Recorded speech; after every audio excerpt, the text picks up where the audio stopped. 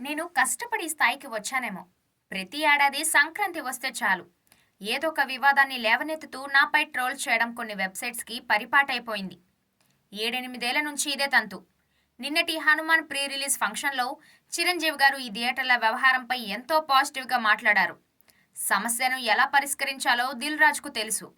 ఈ విషయాల్లో తనకు అనుభవం ఉంది అంటూ నా గురించి కూడా గౌరవంగా స్పందించారు.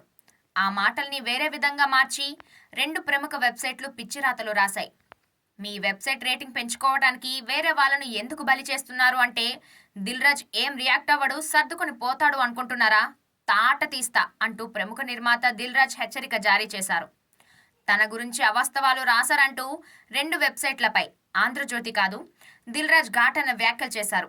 వెన్నెల కిషోర్, అనన్య నాగల్ల జంటగా రూపొందుతున్న చిత్రం శ్రీకాకుళం సెర్లెక్స్. రచయిత గోపిమోహన్ దర్శకుడిగా పరిచయం అవుతున్నారు. వి రమణారెడ్డి నిర్మాత. ఈ చిత్రం టైటిల్ ఫస్ట్ లుక్ పోస్టర్ని సోమవారం హైదరాబాద్లో దిల్‌రాజు ఆవిష్కరించారు. ఈ సందర్భంగా ఏర్పాటు చేసిన విలేకరుల సమావేశంలో దిల్‌రాజు మాట్లాడారు. చాలా రోజులుగా ఓపిక పడుతూ వచ్చాను. నా వల్ల ఇబ్బంది పడుతున్నట్టు ఏ ప్రొడ్యూసర్ అయినా మీకు చెప్పాడా? దమ్ముంటే ఆ ప్రొడ్యూసర్ని నన్ను ఒక వేదికపై కూర్చోబెట్టి ప్రశ్నించండి.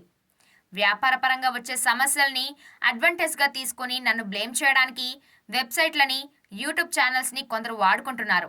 సంక్రాంతి రిలీజ్ల గురించి ఛాంబర్లో మీటింగ్ పెట్టాం.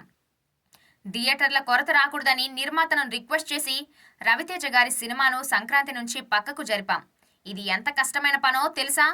ఇంకెవడో రాశాడు, దిల్‌రాజు తమిళ సినిమాను సంక్రాంతికి రిలీజ్ చేస్తున్నాడని.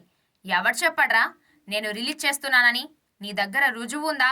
ఆ తమిళ సినిమా రిలీజ్ను వాయిదా వేయించిందే నేను. విషయం తెలియకుండా అబద్ధాలు ఎందుకు రాస్తారు? మళ్ళీ చెబుతున్నా, తేలిగ్గా తీసుకోకండి. ఇక నుంచి నా గురించి అబద్ధాలు రాసి కాంట్రవర్సీలు క్రియేట్ చేస్తే ఊరుకోను. తాట తీస్తా అంటూ ఉద్వేగంగా స్పందించారు దిల్ రాజు.